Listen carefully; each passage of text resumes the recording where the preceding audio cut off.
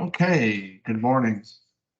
I am going to continue on here in Leviticus. I believe that we are started here. Computer is giving me some issues here this morning. But what I wanted to do today is I wanted to get right into Leviticus 11. Um, I was out for a walk this morning and I had a lot on my mind in regard to um, Leviticus and doing the continuing on with the spiritual study on this. And what I wanted to do is I'm going to go to 9 and 10, but this has just kind of been basically on me here today. So I'm really going to get this dealt with in Leviticus 11 and talking about clean and unclean. And then I'll go back and I'll do 9 and 10, which is the fulfillment of the priest in the reality, as well as dealing with strange fire and what that means spiritually. But let's get into this. This is important because a lot of the Messianics and the Hebrew roots and the Cogs and all these people, they live on the law. I had a person recently that told me that if they eat pork or eat bacon, is that keeping the temple of God holy? And it's sad because they really are stuck on the physicality. They're really stuck on the Mosaic law, and unfortunately don't have any understanding of what it means spiritually in the heart, and have no understanding of what the fulfillment of it is and what God was trying to teach. They're just stuck on the tassels and the physical, and sadly they have no understanding. But I mean, that's the majority of this group, Messianic and Hebrew roots groups. They continue to destroy what the Torah actually means, and I was part of it. And like I said, I was part of that for a long time, believing that was the case as well, getting my own sanctification and holiness from it, which in fact I sinned more. Because I didn't understand, I thought it was about me and setting myself apart, and it was about me and my works that was going to be pleasing to God. But in reality, it has nothing to do with me or you. It's all about Christ, and Christ fulfilled all things, and it's all about Him. So I wanted to get into this, and we're going to get into a real example of what some of this stuff means, and you'll be able to see a pattern here, and I think you'll really like this video today. Some people might not because they're deceived, but this will be a good one to show you what the meaning of actual unclean means. So we're gonna go through this kind of. Not going to try to read the whole chapter, but we're going to get basically the whole point of what this means. They talk about this in Deuteronomy as well. But obviously, let me make this clear. Obviously, in the time that they were doing this, in the physical, in the Old Testament, there's a reason why you don't eat these types of animals as well. Obviously, there is a physical part to it. But regardless of that, that's not the point of it. Okay, so we have here, and the Lord spake unto Moses and Aaron, saying unto them, Speak unto the children of Israel, saying, These are the beasts which you shall eat among all the beasts that are on the earth. Whatsoever parteth the hoof and cloveth the foot, and is cloven footed, and cheweth the cud among the beasts thou shalt eat.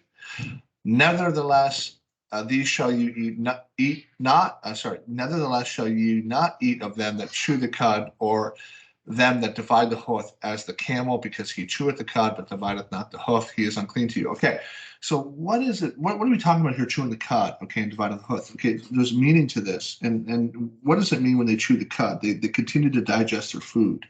They continue to bring it up and eat it and digest it. Continue. It's a digestion. Okay, it's a digestion situation, which is what? Digesting the Word of God.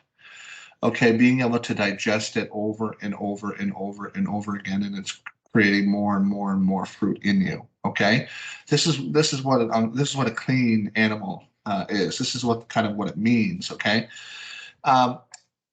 Nevertheless, these should, okay, and the coney, because he cheweth the cud but divideth the hoof, he is unclean to you. The hare, because he cheweth the cud but divideth the hoof, he is unclean to you.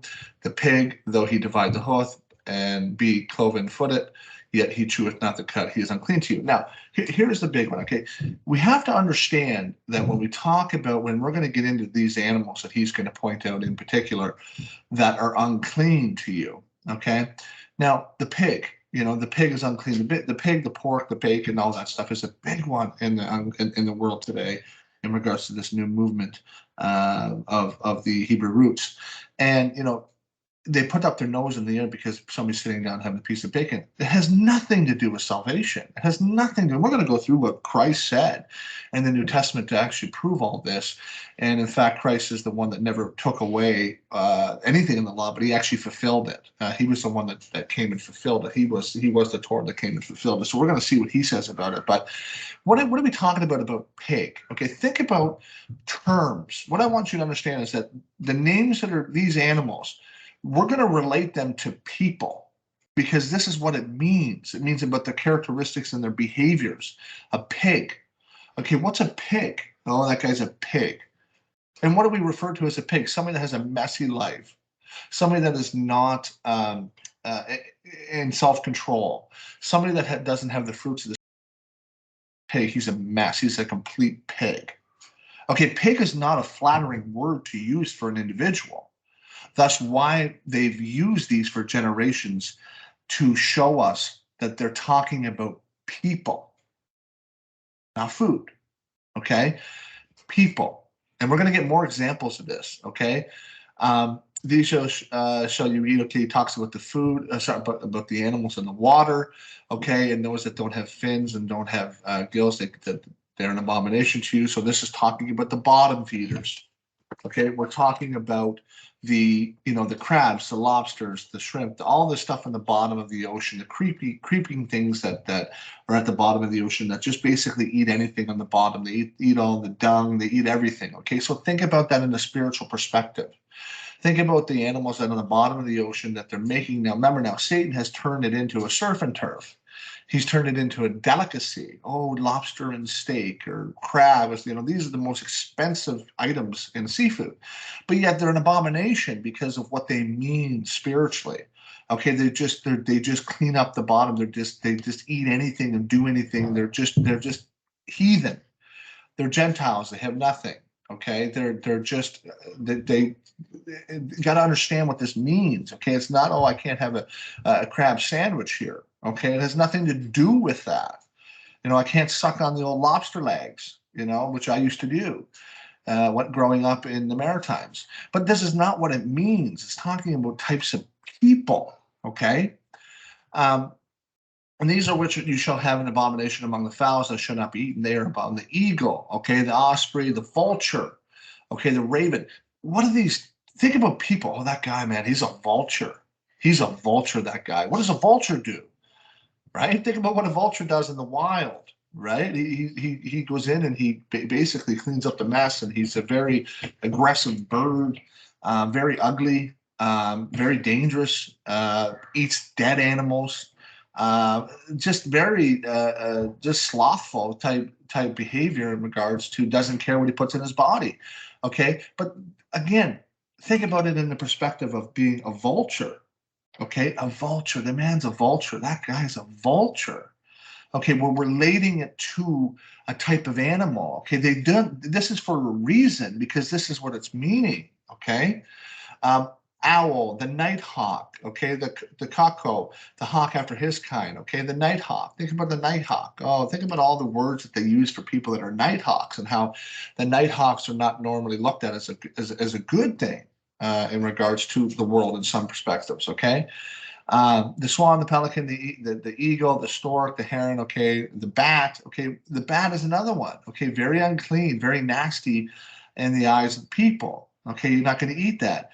Supposedly the abomination came from the bat, which we know is again, it's just a pattern. Okay, it's a pattern showing you things. Okay, all fowls that creep and going upon all fours shall be an abomination. The guy's a creep. Look at him, man. That guy's creepy, man. He's just a creep. Okay, why? Why do we use these terms? If they were only used for what you could eat and it would make you unclean in your flesh. I mean, it's just not what it means, okay? And then we get into the locust, which is fine to eat, the beat of the grasshopper, okay? All other flying things that have 4 feet is abomination unto you, okay?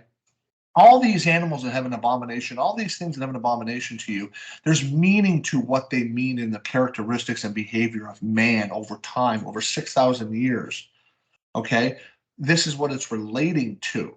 Okay, and it gets pretty serious here. Okay, you shall be unclean, whoever touches the carcass, and until evening, whoever beareth aught the carcass shall wash his clothes until he be unclean till the evening. Okay, it's washing. Okay, where you're unclean until the evening. You have to bath in water. You have to be baptized. This is like baptismos types words that are being used here in regards to understanding on the uncleanness of man. Okay, not to be around certain individuals. We are supposed to be having all things in common with those that are in Christ. He's showing you the characteristics in people that you're not even supposed to be partaking in if there's no fruit from them.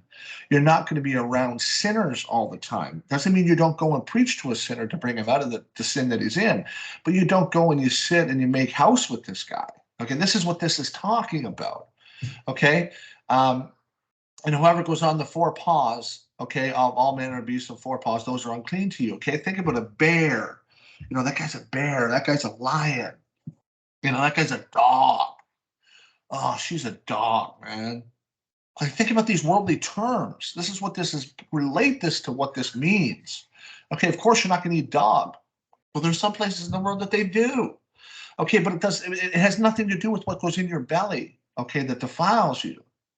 It's from the heart. It's what's defiling your spirit.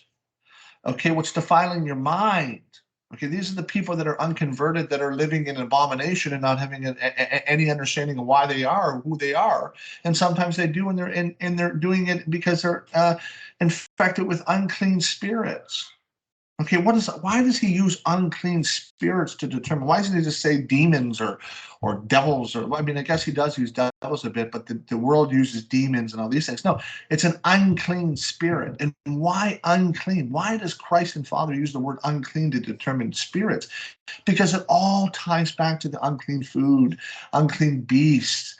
It has nothing to do with anything other than the mind, other than the heart, other than being polluted by uncleanness. That's why the priests in the next age are going to have to determine between clean and unclean, not if the guy's having bacon or not. Okay, I mean it's more than that. Okay, this is another one.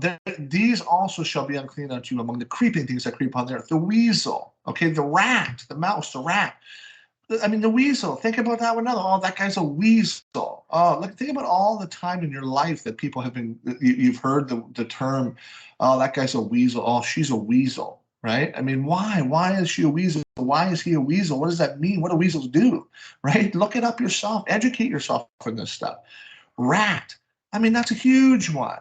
Oh, that guy's a rat. Oh, they're rat. Oh, that whole family's a rat. Oh, they're just rats.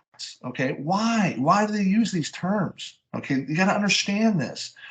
Okay, the ferret, the chameleon, the lizard. Okay, this is the big one, obviously. Okay, the serpent, the lizard, the snake.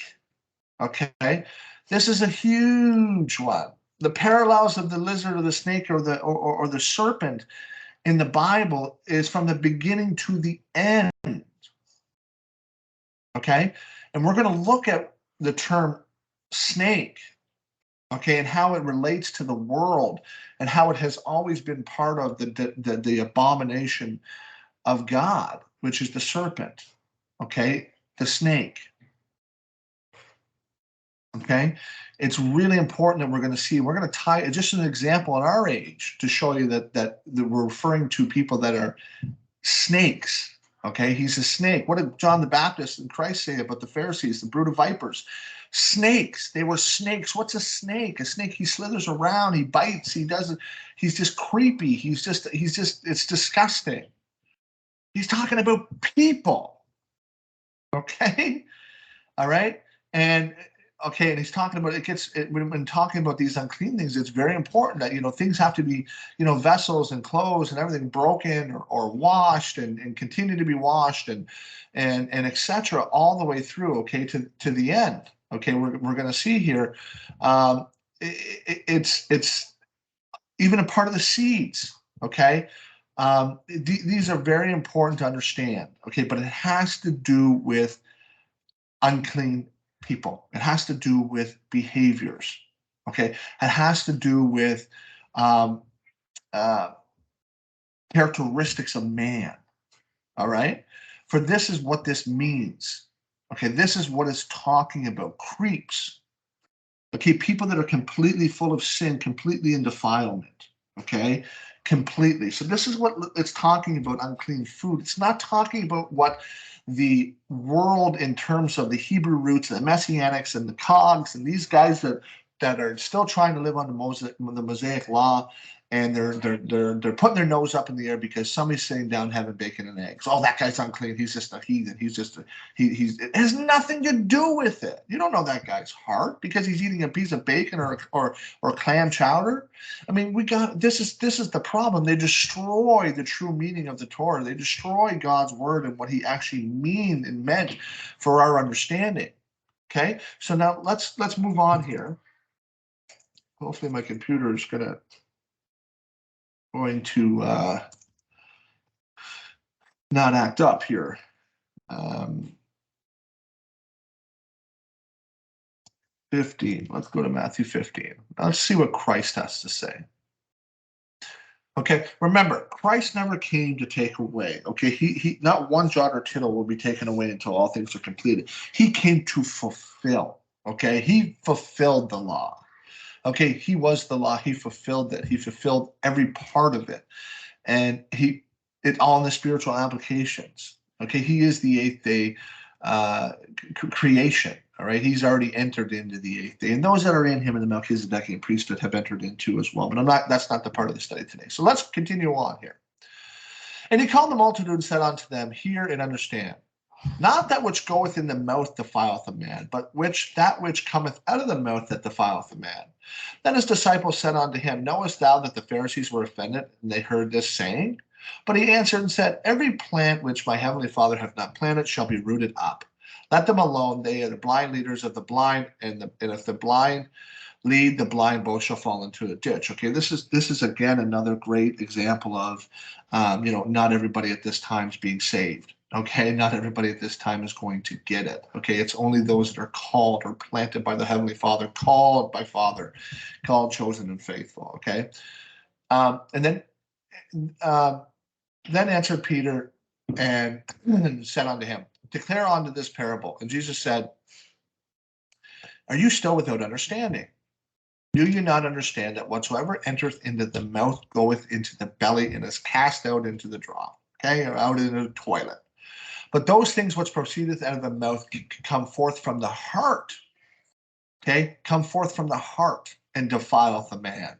For out of the heart proceedeth evil thoughts, murders, adulteries, fornication, thefts, false witnesses, blasphemies. These things which defile a man. But to eat with unwashed hands has defiled not a man. Okay, so he's not even talking about here. They're getting all upset because he never washed his hands. But and remember now, I've heard it all too. They would never be eating unclean food anyway because they were Jews at the time. That doesn't add up.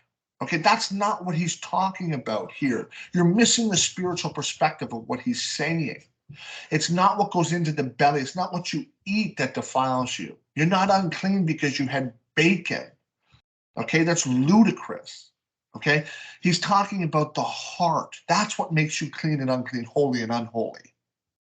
Okay, he's trying to teach them here. These Pharisees and the Sadducees and the Jews of the day were just so physical they could have no understanding. They were so unbelievably zealous of something that they thought they understood and had no clue on. That's why he came to basically open-ended smack them down, essentially, because they had no clue. Okay, so let's continue on here. Let's look at Mark. Mark 7. All right, let's go to 18, I think I have here.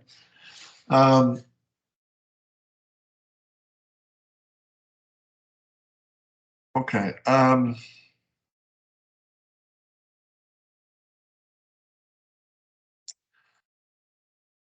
Okay, what do we want to do? We want to start in 18 or what do we want today?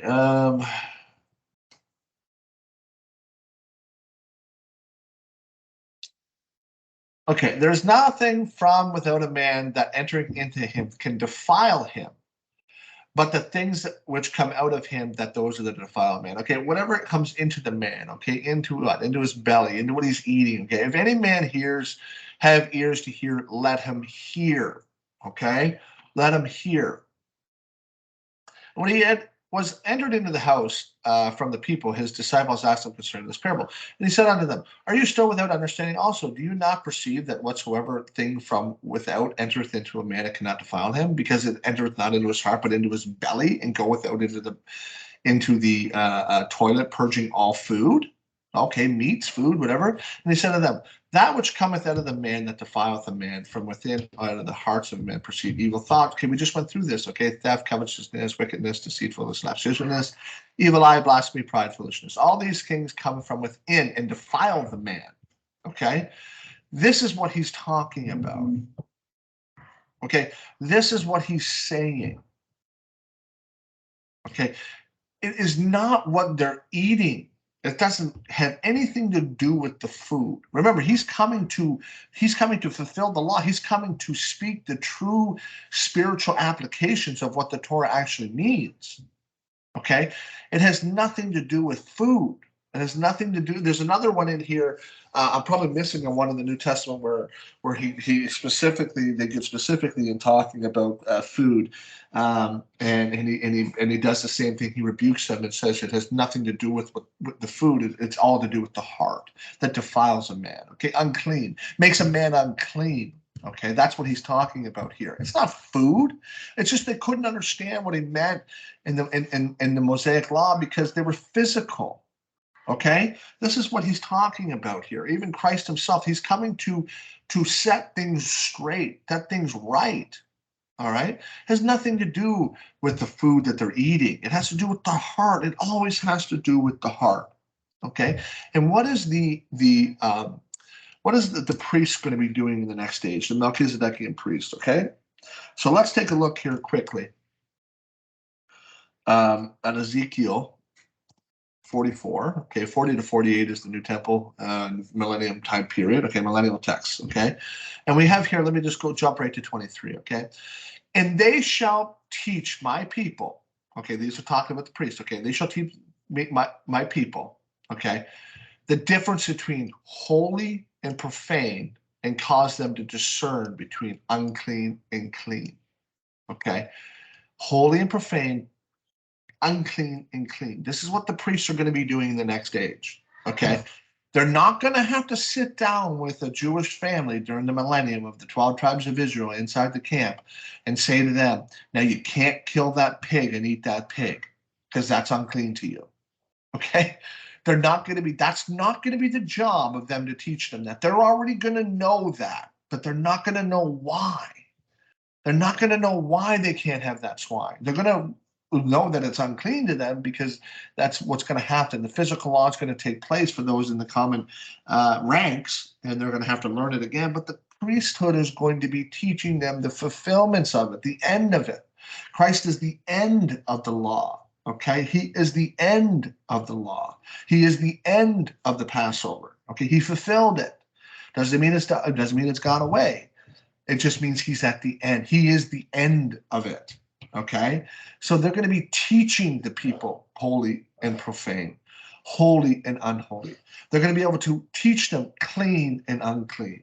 Okay, there's many scriptures I could go to about this in the New Testament and the Old Testament about what the job of the priesthood is actually going to be, which is to teach the person between clean and unclean.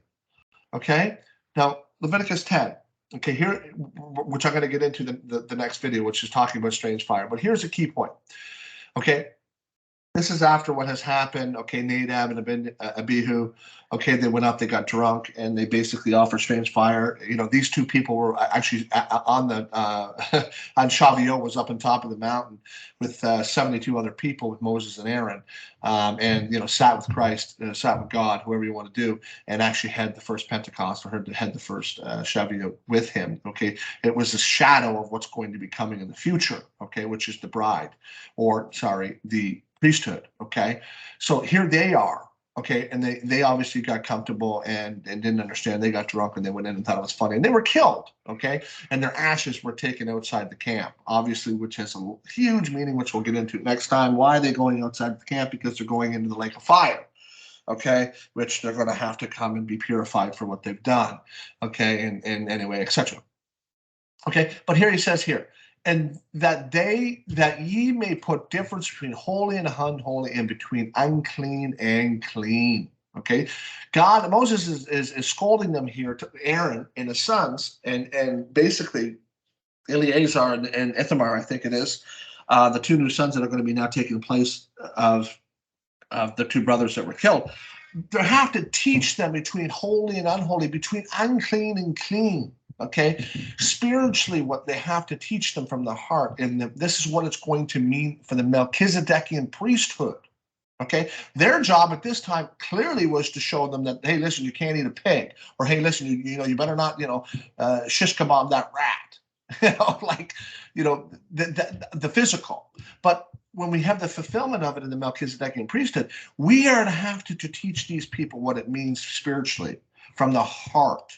Okay, that's why it's so important to understand clean and unclean. Okay, when you do your research in terms of looking at the New Testament, look at all the times that is used unclean spirits. Okay, when Christ went in and he did the millennial healings in his walk on the Sabbath day, which is directing you back to the fact that he was doing the healings on the Sabbath day as showing that he's the fulfilling the actual Torah, and doing all these healings, giving men final rest and rest through him. It's his rest that is given. He's the one that gives the rest. Okay, not the Sabbath, not the physical day, but him doing the rest, him healing those that had unclean spirits in them, giving them rest. He is the rest. He is the Sabbath. But anyway, when he was doing this, okay, he was taking out the unclean spirits. Okay, showing us again uncleanness. Okay, so let's move on to something that you'll probably understand even more when it talks about unclean people. Snake. Let's focus on snake. Okay, so now let's think about what has happened over the last 2 years, and let's find out who is a snake. Let's find out who has basically represented themselves as a snake, as a viper, as somebody that is absolutely knows what he's talking about because he understands the Bible. And I want now to show this video. Okay, this is a video of Donald Trump. Okay, he's going to read a poem called "The Snake." Okay, now I want you to listen to this, and I want you to listen how biblical some of these words are in this poem that he uses, because he knows exactly what he's talking about. In fact, he's talking about himself, and this is what we're going to see in regards to how I show you other things. But let's see how this works. This the other day, and I said, "Wow, that's really amazing. That's really incredible." And it's the snake lyric. On her way to work one morning, down the path along the lake, a tender-hearted woman saw a poor, half-frozen snake. Interesting. His pretty-colored skin had been all frosted with the dew. "Oh, well," she cried, "I'll take you in, and I'll take care of you. Take me in, O tender woman. Take me in, for heaven's sake. Take me in, O tender woman," sighed the vicious snake. She wrapped him up cozy in a curvature of silk, and then laid him by the fireside with some honey and some milk. Okay, use your spiritual understanding here and listen to the words he's using. Okay, heaven's sake. Milk and honey, land flowing milk and honey. Using the woman as a person that's taking the snake in. Who's the woman? Who's the bride of the Bible? Okay, who's he talking about here? Okay. Now she hurried home from work, and that night, as soon as she arrived, she found that pretty snake she'd taken and revived. "Take me in, O tender woman. Take me in, for heaven's sake. Take me in, O tender woman," sighed the vicious snake. Now she clutched him to her bosom. "You're so beautiful," she cried. "But if I hadn't brought you in, by now you might have died." She stroked his pretty skin, and then she kissed and held him tight. But instead of saying thank you, that snake gave her a vicious bite. "Take me in, O tender woman. Take me in, for heaven's sake. Take me in, O tender woman," sighed the vicious snake. "I saved you," cried the woman, "and you've bit me. Heavens, why? You know your bite is poisonous, and now I'm going to die." "Oh, shut up, silly woman," said the reptile with a grin. "You knew damn well I was a snake before you took me in." Okay, so he's talking about here. He's actually talking about himself. Okay, this is him. Okay, he is the snake. Okay, he is unclean. Okay, regardless of what people think of him, he's very unclean. Okay, and what did he bring in? Okay, when he's talking about himself here being brought in, okay, making America great again, or making Babylon or Egypt great again, essentially is what he is. Okay, and what did he bring in? Right? What did he bring in? Brought in this. Okay, I don't want this to be taken down. Okay, he said this. Okay, because he is the snake. He is the one that had brought in the abomination that defileth the temple of God, like Corinthians tells us. Okay, he is this guy. Okay, and what is this also known as today with all the truth coming out? It's called the snake bite. Okay, he was the creator of the snake bite. He was this. Okay, he's unclean. Okay, he created this. Okay, which brought the abomination to the world. Okay, look at the symbol. The symbols is so unclean.